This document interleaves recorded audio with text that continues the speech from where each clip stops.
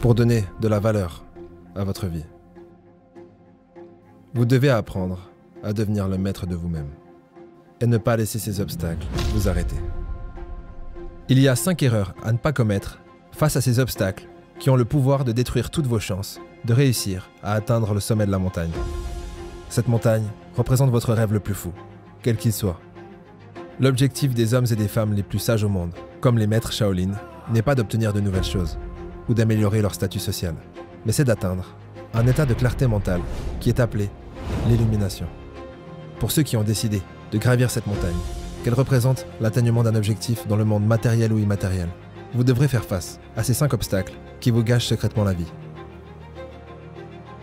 À travers votre évolution personnelle, vous ferez face à des challenges.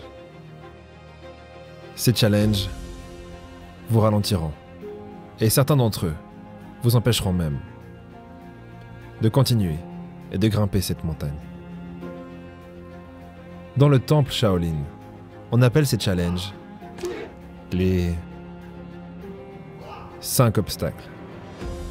Les 5 obstacles décrivent différents états d'esprit. Dans ces états d'esprit, il devient très difficile de voir clairement et du coup de prendre les bonnes décisions. Le premier obstacle est appelé désir sensoriel. Le désir des sens apparaît lorsque vous portez votre attention sur quelque chose qui vous donne des émotions positives. Ces émotions positives peuvent provenir de ces 5 portes de votre corps. Voir, entendre, sentir, goûter et ressentir. Donc, dans votre esprit, vous êtes en train de grimper cette montagne. Après 1 kilomètre de marche, vous découvrez un restaurant magnifique, rempli avec des gens magnifiques. Vous sentez la délicieuse odeur de la nourriture et de l'énorme variété de breuvages. Lorsque vous suivez cette tentation, vous avez déjà perdu votre chemin. C'est l'histoire d'un maître et de son élève qui traversent une forêt pour rejoindre leur temple. Ils en ont pour une journée entière de marche. À un moment, ils font face à une rivière. Et sur le bord de la rivière, ils aperçoivent une jeune femme. Elle s'approche d'eux et leur demande « Accepteriez-vous de m'aider à traverser la rivière ?» Le maître accepta. Il l'a pris sur son dos pour l'aider à traverser cette rivière. Arrivé de l'autre côté de la rivière, chacun reprit son chemin. Après plus de 2 heures de marche, l'élève demanda à son maître « Maître, qu'est-ce que ça vous a fait de porter cette femme sur votre dos ?»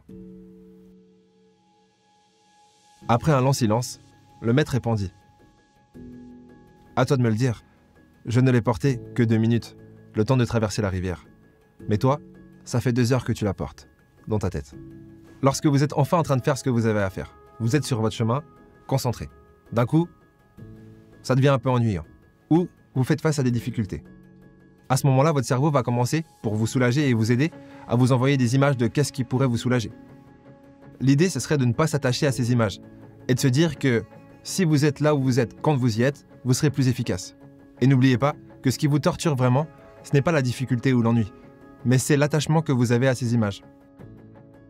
Le deuxième obstacle, la mauvaise volonté, décrit par un état d'esprit qui prend naissance dans une émotion négative. Dans cet état d'esprit, vous avez une aversion, un rejet, ou simplement un dégoût contre un objet, une situation, ou même peut-être une personne. Pour simplifier, cela veut dire, vous êtes en train de grimper la montagne et il commence à pleuvoir. Mais vous n'aimez pas la pluie. Vous découvrez que le chemin est caillouteux, mais vous n'aimez pas les chemins caillouteux. Afin de traverser la rivière, vous devrez nager, mais vous n'aimez pas nager. Peu importe ce que vous n'aimez pas, ça ne sera pas un voyage plaisant. à moins que vous appreniez à vous libérer de cette mauvaise foi, même s'il est plus probable que vous ne continuez pas ce voyage. Notre esprit nous joue des tours, et il est souvent responsable des problèmes qu'il prétend vouloir résoudre. Par exemple, le fameux illuminé Osho passait une nuit avec un de ses amis, ou plutôt un de ses disciples, dans un vieux motel piteux. Après environ 15 minutes, l'ami d'Osho lui dit « Osho, Osho, tu dors ?» Et aucune réponse. Osho dormait profondément. Son ami était carrément énervé. Mais comment est-ce qu'il peut dormir avec ces chiens qui aboyaient? Le motel dans lequel il se trouvait était juste à côté d'une fourrière. Et les chiens n'arrêtaient pas d'aboyer. Son ami était carrément outré. Comment lui peut dormir avec tout ce bruit? C'est pas possible. Du coup, il l'a réveillé. Il cria plus fort « Osho, Osho, réveille-toi !»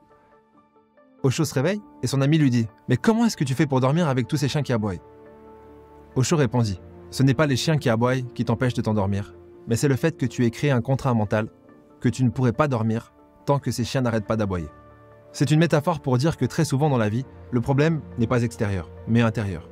Et lorsque vous faites face à des tâches que vous ne voulez pas faire, ou à quoi que ce soit qui vous dérange, rappelez-vous que c'est sûrement de la mauvaise volonté, et que c'est un phénomène naturel qui essaye sournoisement de vous piéger.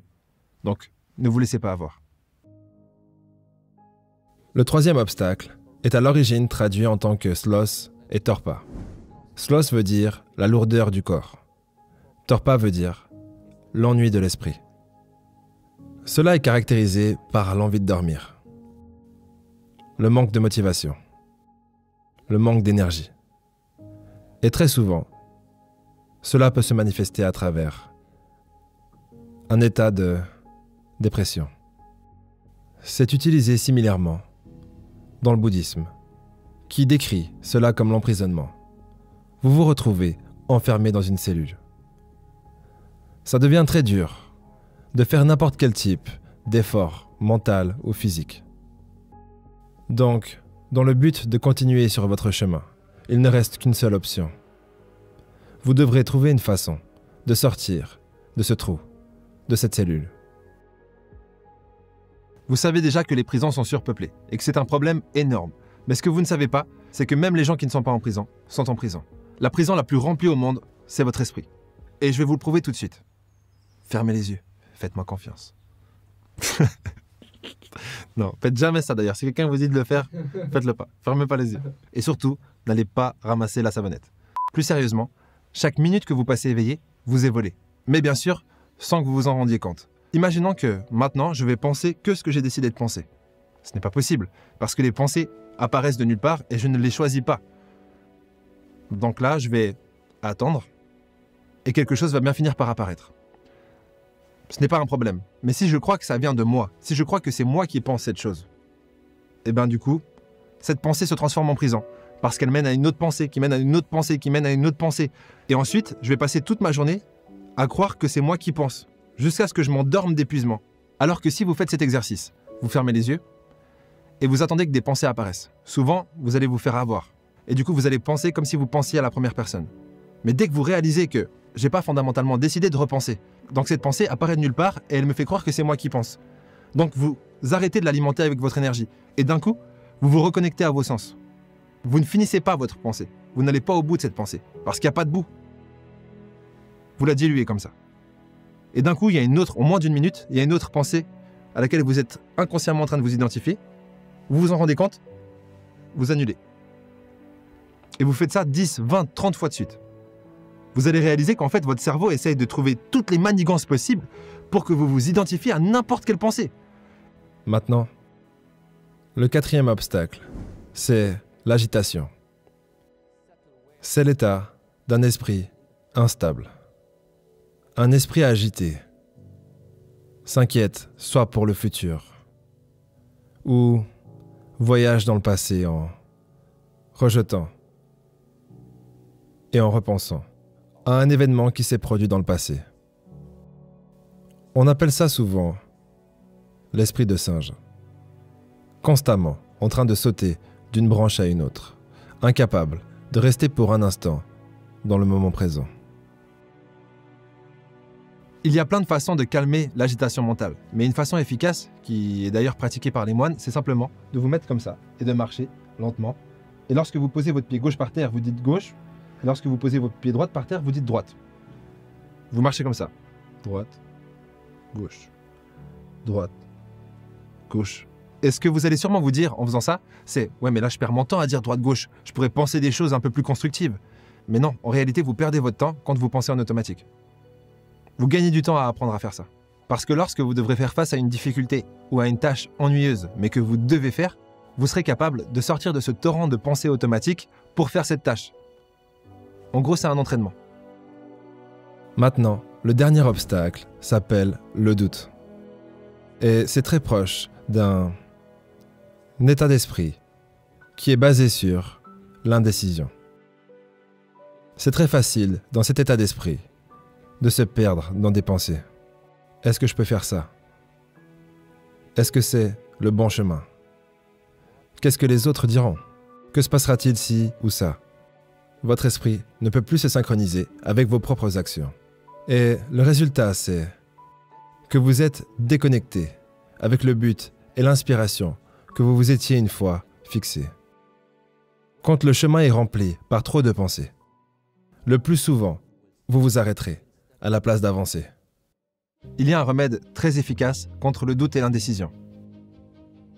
C'est simplement de foncer tête baissée. Parce que lorsque vous pensez sur une pensée d'une pensée, vous êtes carrément fou. Il n'y a plus de substance, il n'y a plus rien à penser. Vous êtes dans le monde des rêves. Par contre, si vous foncez tête baissée et que ça se passe mal, eh bien maintenant vous avez quelque chose sur quoi penser. Et vous allez pouvoir, du coup, affiner votre stratégie. Vous aurez besoin de vous aligner et de structurer votre vie d'une façon qui permettra d'empêcher ces obstacles d'apparaître.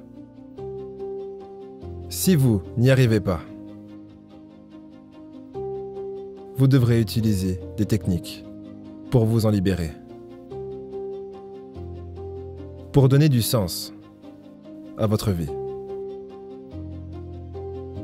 Pour donner de la valeur à votre vie. Vous devez apprendre à devenir le maître de vous-même et ne pas laisser ces obstacles vous arrêter. Si certains d'entre vous choisissent de grimper la voie de la clarté, je serai très heureux de vous rencontrer au sommet. J'espère que cette vidéo vous a plu. Si c'est le cas, n'oubliez pas de lâcher un petit pouce bleu, ça fait toujours plaisir. Et de vous abonner. D'ailleurs, vous avez été plus de 20 000 à vous abonner ce dernier mois. Merci du fond du cœur. Et moi, je vous dis au prochain épisode.